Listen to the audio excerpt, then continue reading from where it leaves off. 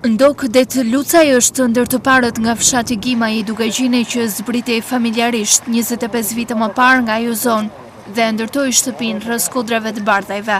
Ashtu si ky, zbritën edhe 84 familje të tjera dhe formuan këtë lagje të re, e regjistruar në rajonin numër 3 të qytetit të Shkodrës. Erdhen me shpresën për kushte më të mira jetese, por veç fakti që janë pranë qytetit, pohojnë se asgjë tjetër nuk ka ndryshuar.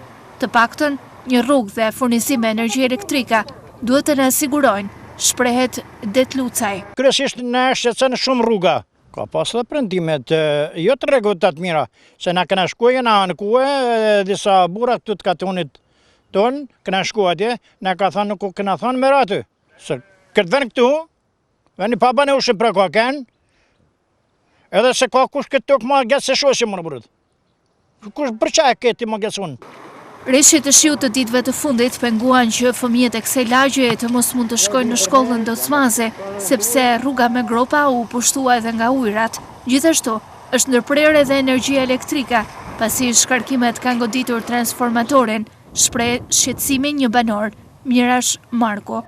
Po energji, tërgjit po bon, kush nuk interesohet për këtë punë, rrugën pishën vjetë si është, tëre pika verës, me mos qitën me kaluë, kjo është kërë skandaloze.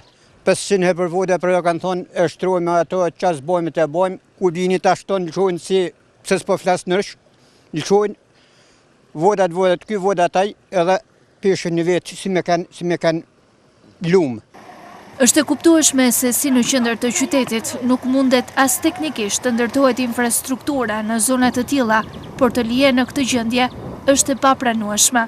Bashkia e Shkodër ka obligimin dhe deturimin ligjor që të ndajë projekte për këtë lagje dhe të jepet fund kësaj mospërfillje që është treguar për më shumë se 2 dekada.